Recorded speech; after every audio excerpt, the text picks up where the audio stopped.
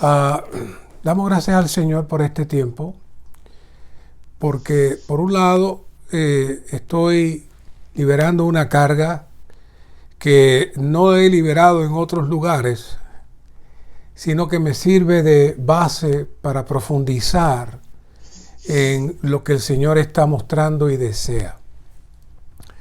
La semana pasada les abrí un poco de lo que vamos a estar dando seguimiento en este mensaje, quizás con un poco más de definición.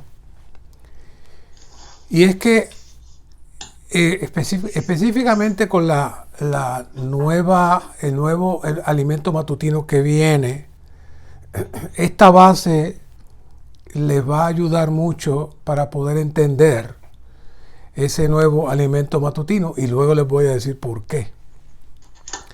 Así que el título de este mensaje es Comprendiendo la tercera caída del hombre. Y la primera caída, muchos de estos puntos ya lo sabemos, pero necesitamos repasar echando la base. La primera caída, el hombre y su compañera cometen un error grande.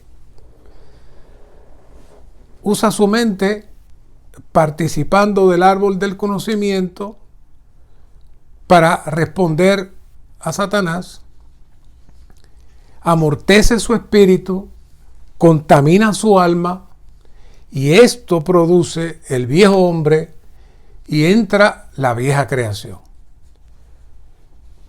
Dicho en un par de oraciones, pero esto transformó el universo completo y cambió completamente el plan y la estructura de Dios para él cumplir su propósito y su deseo. Así que la nota de Génesis 3:2 dice: en la primera caída, el hombre no ejercitó su espíritu. En el proceso de su caída, el hombre fracasó al no usar su espíritu para contactar a Dios, con lo cual pasó por alto a Dios y lo rechazó. En lugar de ello, el hombre ejercitó su alma al razonar con la serpiente en su mente, al desear el árbol del conocimiento con su parte emotiva y decidir con su voluntad tomar el fruto y comerlo. Ya hemos hablado de que estos son símbolos. Este asunto del árbol del conocimiento lo estamos participando nosotros constantemente de ese árbol. Aunque no vemos el árbol, estamos participando de ese árbol. Y eso continúa el proceso de retraso, el proceso de tener dificultad para contactar a Dios. Y le damos cabida todavía a esta serpiente en el uso inadecuado de nuestra mente y en el uso inadecuado del ejercicio del espíritu. Pero esa era la primera caída. Ese no es nuestro tema central. En otros momentos, en el pasado, entramos en más detalles en esta línea, pero quiero lanzar esta base para movernos entonces a la segunda caída. La segunda caída, que no es el tema central tampoco, pero quiero moverme en esa misma línea, fue la caída de Caín. Y vimos el proceso de la caída de Caín, en donde el ministerio define que Caín rechazó el camino fijado por Dios, que consiste en tomar a Cristo como justicia de Dios que nos cubre. Y Caín trató de producir algo con su propio esfuerzo humano para agradar a Dios, sin entender la profundidad del sacrificio y de la ofrenda. Así que eso produjo un esfuerzo humano para agradar a Dios, y eso tiene un nombre. Eso se llama religión. Así que el primer religioso que intentó agradar a Dios con su esfuerzo fue Caín. Y eso fue un insulto a Dios y Dios lo rechazó. Cuando miramos el asunto de Caín y Abel de una manera natural, decimos que Dios fue injusto, pero Dios quería establecer un punto de que hay una manera apropiada para acercarse a Él y para adorarle a Él.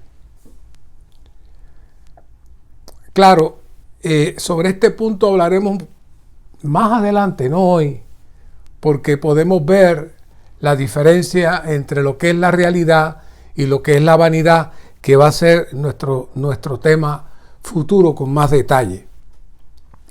Ahora, el tema de la tercera caída es el tema que realmente deseamos permanecer. La razón que deseamos permanecer en ese tema, que lo tocamos la vez pasada, es que aunque sabemos este asunto de los Nefilim, y como dice en Génesis 6:4, que los Nefilim estaban en la tierra en aquellos días, y después cuando los hijos de Dios, que eran los ángeles caídos, se llegaron a las hijas de los hombres y tuvieron hijos. Hay todo un misterio ahí, que no quiero entrar. Pero sí pasó algo.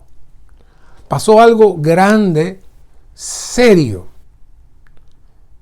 que necesitamos considerar, porque aunque hasta ahora hemos visto ese evento lejano a nosotros, ese evento está activo y moviéndose entre nosotros de una manera muy, pero que muy seria.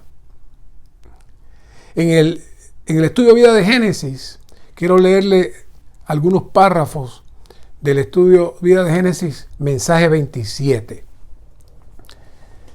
La Biblia relata que durante la tercera caída el hombre se hizo carne.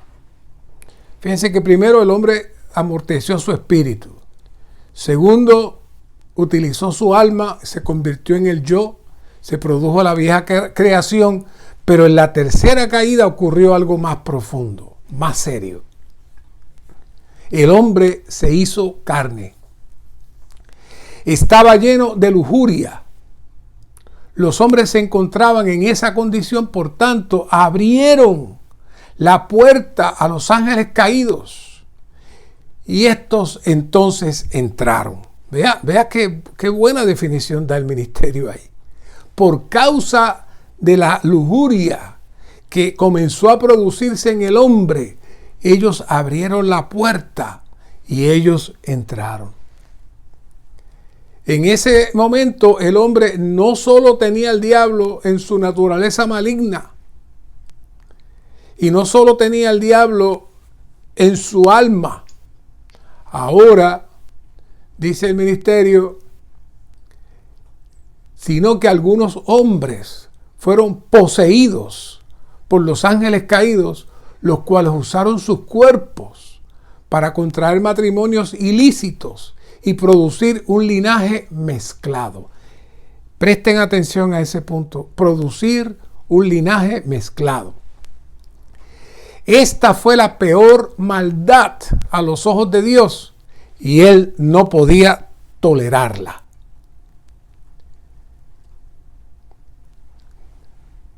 Otro párrafo. Ya vimos que la primera causa de la tercera caída del hombre fue la mezcla de los espíritus malignos con la humanidad. La mezcla de los espíritus malignos con la humanidad. Consideremos ahora la segunda causa. La segunda causa de esta caída fue que el hombre se hizo carne. En Génesis 6:3 dice, y dijo Jehová, no contenderá mi espíritu con el hombre para siempre, porque ciertamente él es carne. En la primera caída el hombre no ejercitó su espíritu. En la segunda caída el hombre usó excesivamente el alma. Caín no sabía nada acerca de su espíritu, pero ejercitó en sobremanera su alma e inventó una religión. Pero en la tercera caída el hombre abusó del cuerpo caído y se volvió carne. El hombre no solo descuidó su espíritu, sino también su alma. y el hombre descuidó el intelecto y el raciocinio de su alma, pero también descuidó su cuerpo y se hizo carne. Esa expresión carne, ya ustedes saben que corre por todo el Nuevo Testamento con mucha fuerza. Otro párrafo. La Biblia revela que el peor y más maligno enemigo de Dios es nuestra carne. La epístola a los Romanos así lo revela. Particularmente en los capítulos 7 y 8, Dios aborrece totalmente la carne. No la tolera.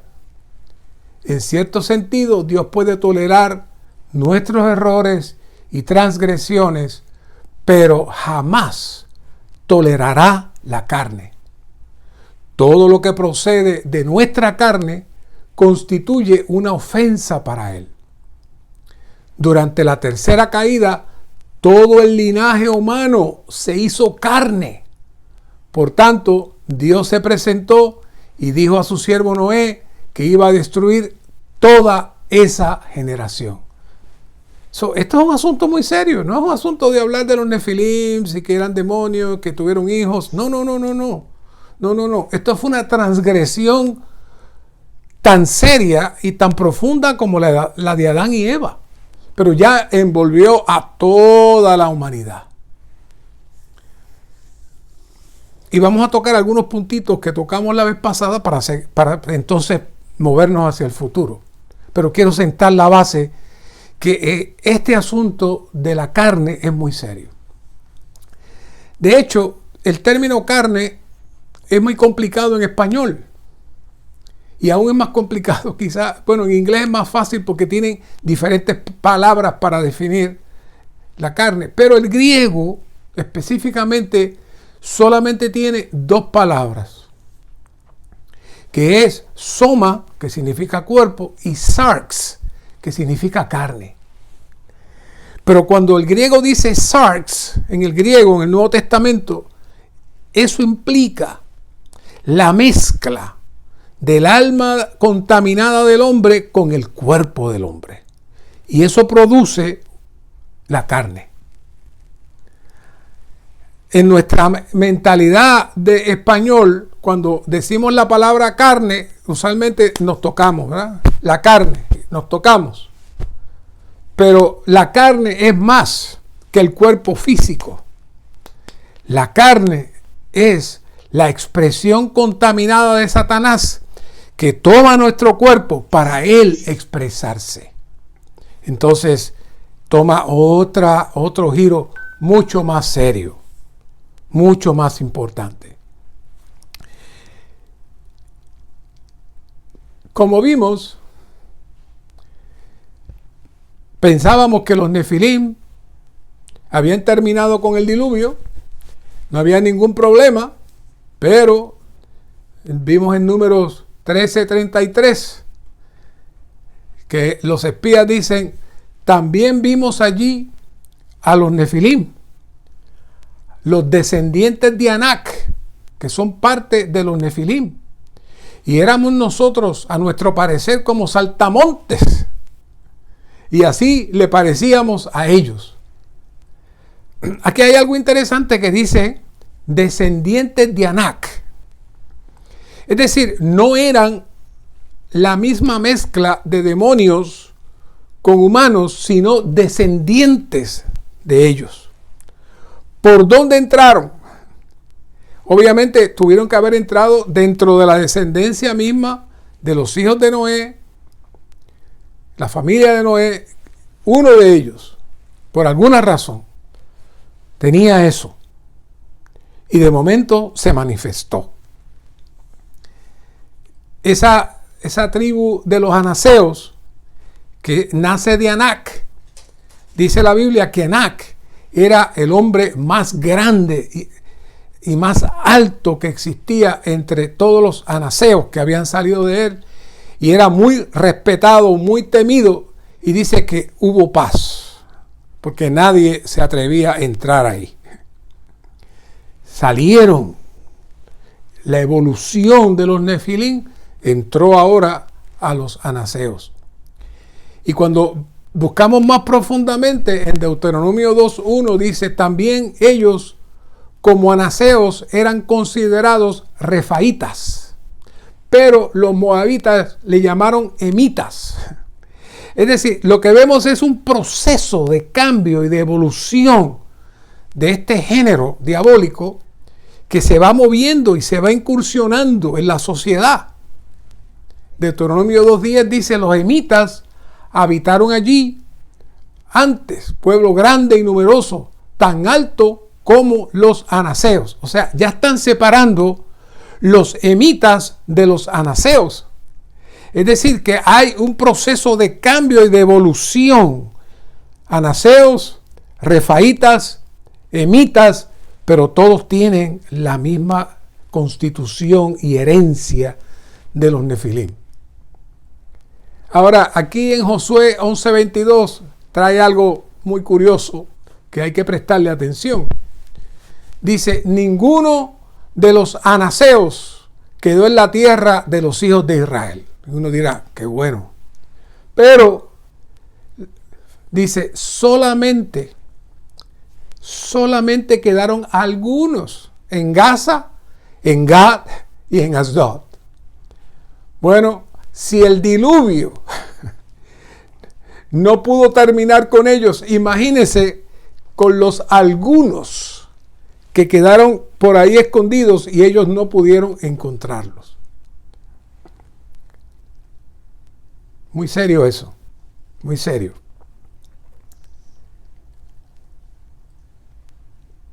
Así que, aunque el hombre se hizo carne, el diluvio no pudo exterminar por completo la contaminación causada por la mezcla diabólica. Esta se mantuvo y continuó evolucionando. Y necesitamos darnos cuenta que cuando en la Biblia se sobresale algo, es porque está enviando un mensaje.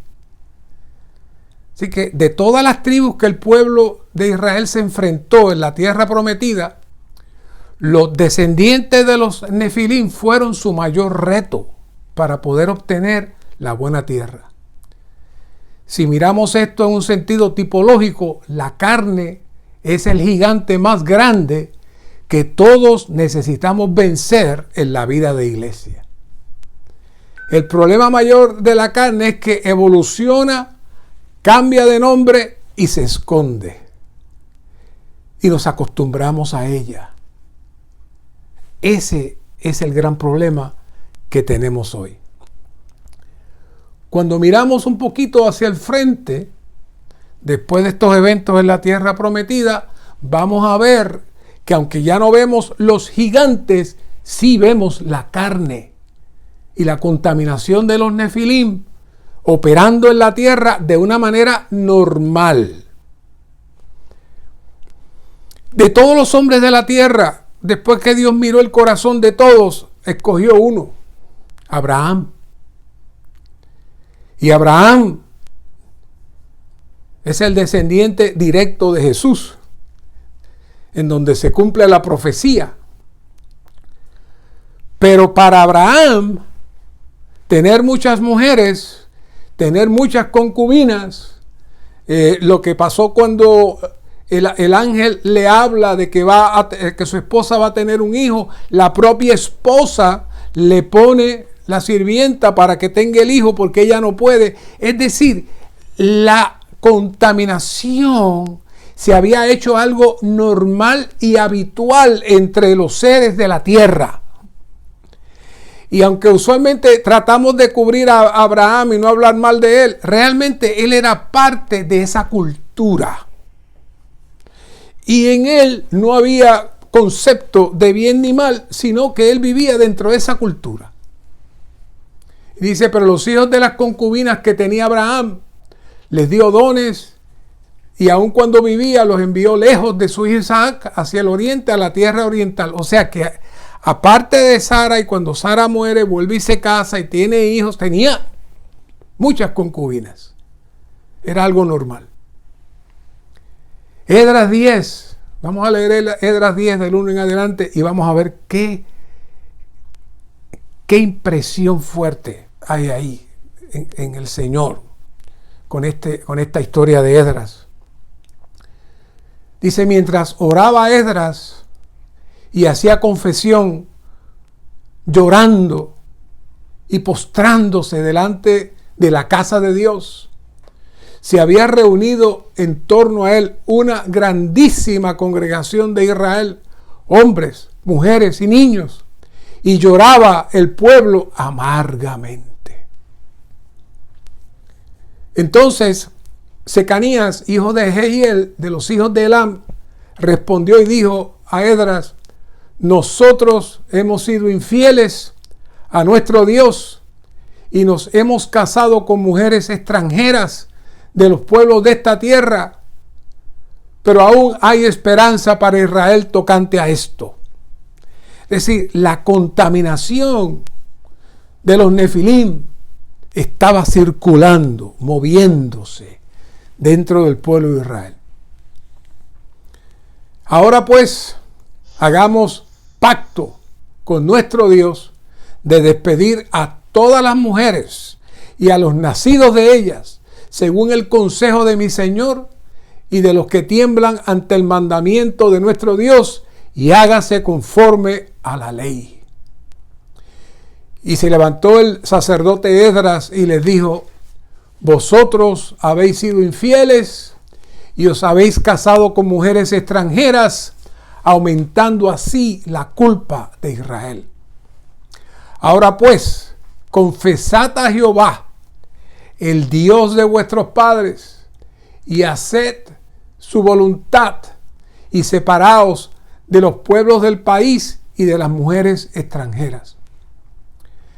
Se hallaron entre los hijos de los sacerdotes que se habían casado con mujeres extranjeras, algunos de los hijos de Jesúa, hijo de Josadac, y de sus hermanos Maasías, Eliezer, Jarib y Gedalías.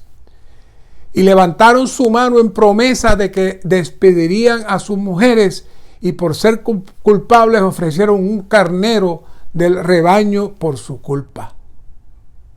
¿Qué fue eso? El pueblo se había contaminado completamente.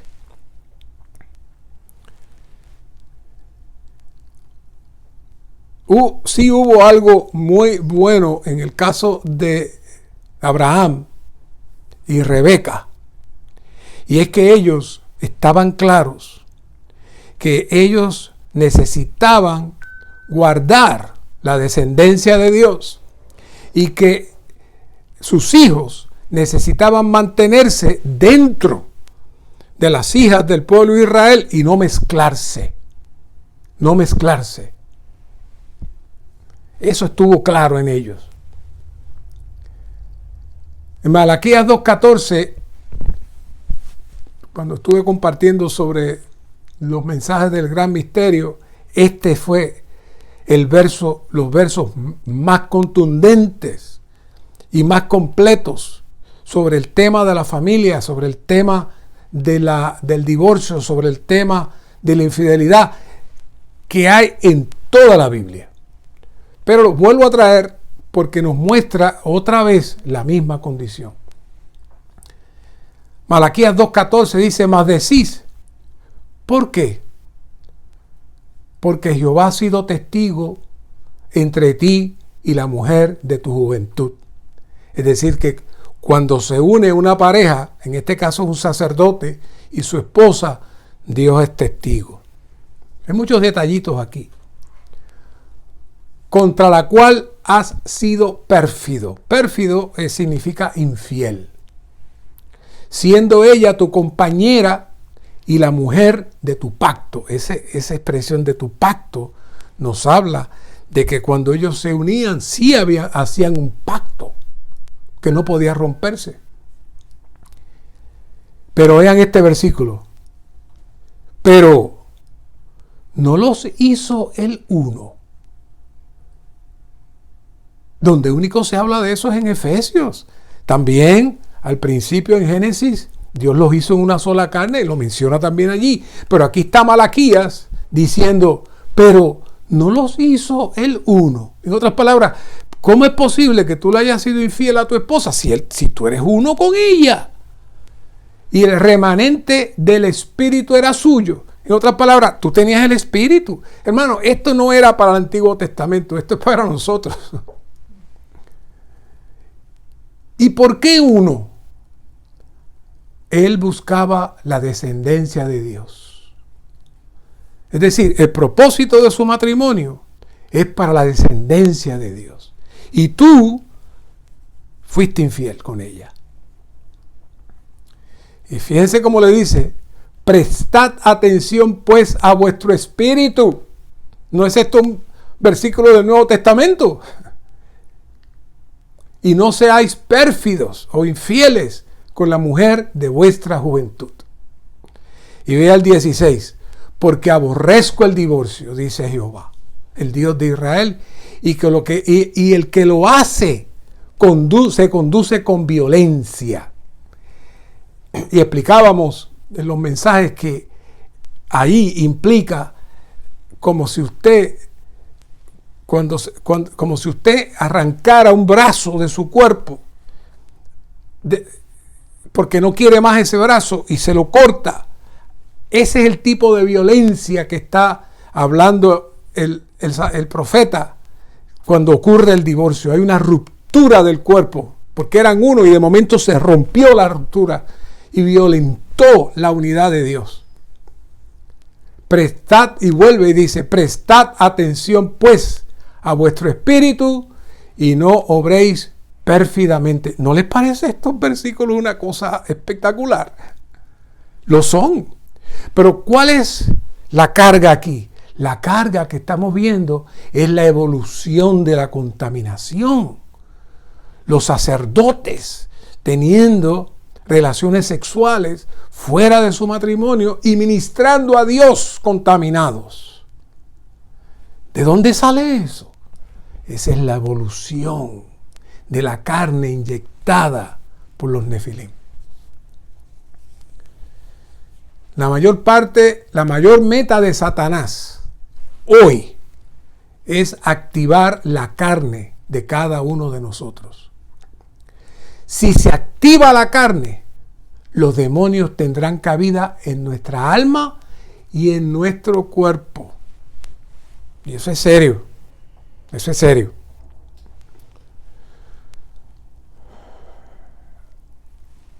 Yo no sé en España, pero acá tenemos algunos queridos santos que cuando traemos una palabra como esta y reaccionan, dicen, no tenemos que hablar del diablo. El diablo está vencido. Cristo lo venció en la cruz. No tenemos que preocuparnos de nada. Bueno, si no tuviéramos que preocuparnos de nada, realmente no habría problemas en la iglesia. Pero aquí el Señor está mostrándonos que necesitamos estar claros de lo que está sucediendo en los lugares espirituales y cómo podemos ser contaminados y necesitamos estar claros.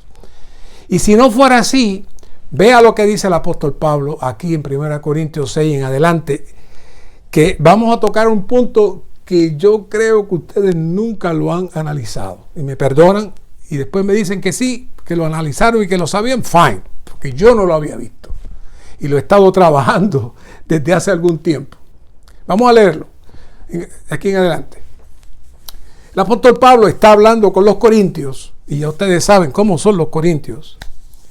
Dice, la comida para el vientre, y el vientre para la comida. Pero Dios reducirá a nada, tanto el uno como la otra. En otras palabras, eso no es importante. Ustedes están preocupados de lo que comen, de lo que no comen, de lo que es sacrificado, de lo que no, eso no es problema. Eso, mire, eso se hace nada. Pero el cuerpo no es para la fornicación. Ahí está otra vez Pablo. Sino para el Señor. Y el Señor para el cuerpo. Y Dios que levantó al Señor, también a nosotros nos levantará mediante su poder. En otras palabras, cuida tu cuerpo, porque tu cuerpo tiene que estar listo para cuando Cristo llegue. Y si tú dañas tu cuerpo, corre peligro que el Señor te levante. Es lo que está implícito ahí. Y aquí viene el golpe. ¿No sabéis que vuestros cuerpos son miembros de Cristo? ¿Tomaré pues los miembros de Cristo y los haré miembros de una ramera? De ningún modo. Y el 16. ¿O no sabéis que el que se une con una ramera es un cuerpo con ella? Porque Dios dice, los dos serán una sola carne. ¿Qué está diciendo Pablo ahí? Pablo está diciendo, de una manera general, todos los actos que se hacen con el cuerpo contaminan el cuerpo, dañan el cuerpo, y entonces crea una imitación falsa de lo que es la realidad. Y de momento nosotros estamos aquí hablando en lo profundo del infierno sobre todo esto, y de momento Pablo nos eleva y dice en el 17, que todo el mundo sabe este versículo, pero el que se une al Señor es un solo espíritu con Él. Vean el contraste del 16 y del 17. Y yo me decía, ¿por qué Pablo tiene que traer este asunto de la ramera? Y que se acuesta con una ramera y después traer el 17, pero el que se une al Señor es un solo espíritu con Él. Pablo está diciendo, hermanos, ustedes son uno con el diablo o ustedes son uno con el Señor. Ustedes dan su cuerpo para el Señor o ustedes van a dar su cuerpo al diablo. Punto.